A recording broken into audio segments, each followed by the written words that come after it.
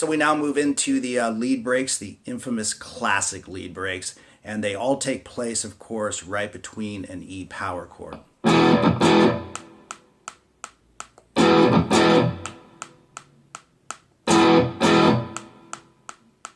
And Jimmy's got a real squawked wah setting on this. It sounds like he's just cocked the wah into a certain position to achieve that sound, okay? So let me take you through the lead breaks. This is the first one. So let's talk about that, okay? First of all, it's got a swing to it. Jimmy is really swinging a lot of these phrases. You can see the tab up on the screen, but I will walk you right through it. We've got a full step bend on the 14th fret on the G string. Then we bar across the 12th fret on the E and the B string. And those notes can slightly run together at the speed he's playing. That's totally fine. And then we want 15 to 12 on the B string. So like I said, at the speed you're traveling, you don't really notice those two notes running together very much. And then what we've got here is a straight pull off from 15 to 14 to 12 on the G string. And I use those three fingers. I can't imagine Jimmy doing it that way. I think he's going to do it in a traditional blues shape. And then we play 14 to 12, bend it, and he's got a nice vibrato at the end. So very slowly, that first lick is...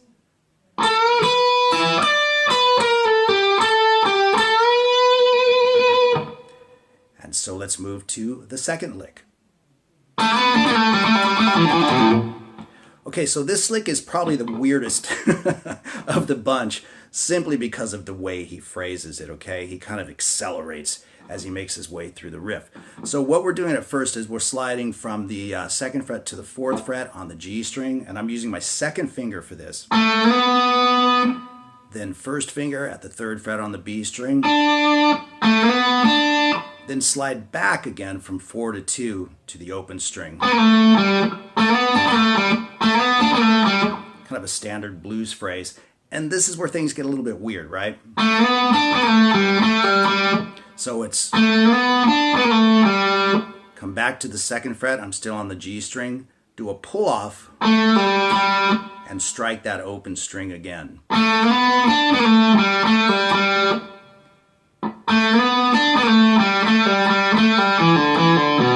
So what I did there is after I struck that open string again open, you do another pull off, and then 2 pull offs on the D string, and then 1 pull off on the A string.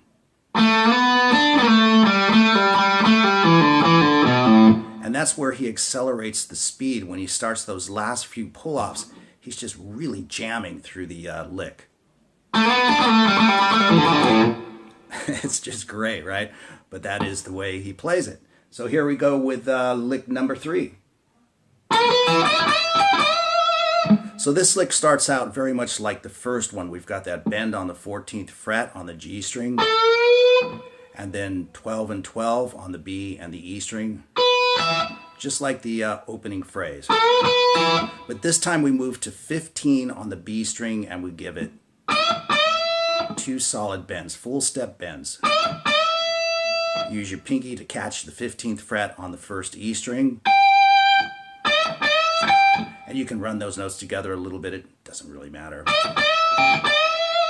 And then come back and bend on the B string at the 15th fret again, and he gives it a pretty good vibrato.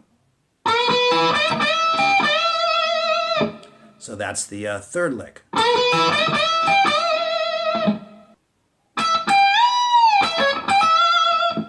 Classic Jimmy Page, right? So we are on the 17th fret on the B string, and you're going to reach all the way to the 20th fret, and you're going to give that a 1.5 step bend.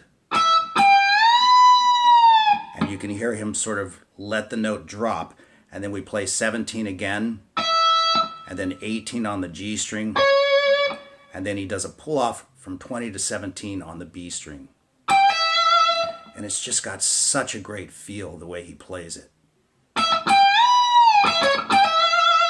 Just a lot of attitude. It sounds absolutely great. And then we move to lick number 5, which is another classic Jimmy Page.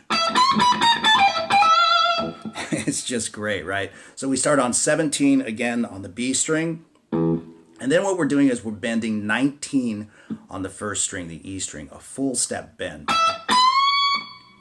Bring it down. Don't let it fall. Just bring it down.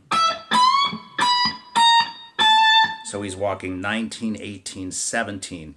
And the coolest part about this is the phrasing. I mean, his phrasing on all of these breaks is just absolutely great. But you really want to watch it on this one.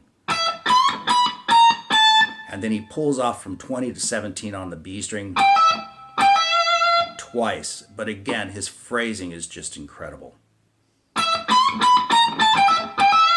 You can kind of hear that, right? Too good. Now the last phrase, the sixth one, is, again, this is one of those classic Jimmy just pushing it type riffs. And you can kind of hear the agitation, if you will, or sort of playing on the edge throughout all of these breaks. But this last one is played like this. So what he's doing here, he's on 17 on the B string again. It's pretty cramped up here, but he moves to 19, 2 full step bends. And then the third one is pushed a little bit higher. And then he connects with 19 on the first string and then back to 17 on the B string.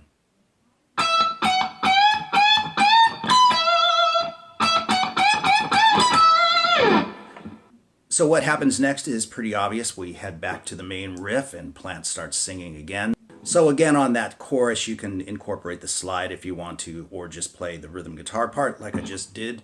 In any event, you'll crash it on that E power chord, just barring across the A string and the D string at the 2nd fret and including your open E string in that.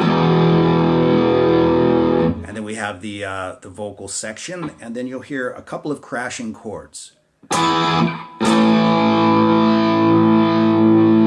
So all that is an E bar chord into an A power chord, or you can just play what you played before. But it sounds a little bit bigger than that to me on the recording. So E to A power chords, and then once again, right back to the riff.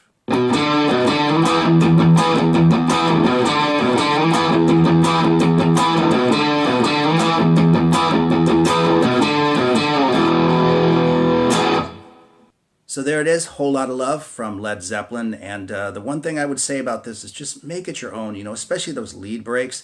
I'm sure without a doubt you'll find a few and different interpretations of exactly how he played that stuff, but he always played it different live anyway, right? I mean, that was Jimmy. So just make it your own, just have fun with it, okay? Thanks for watching, and we'll see you guys later.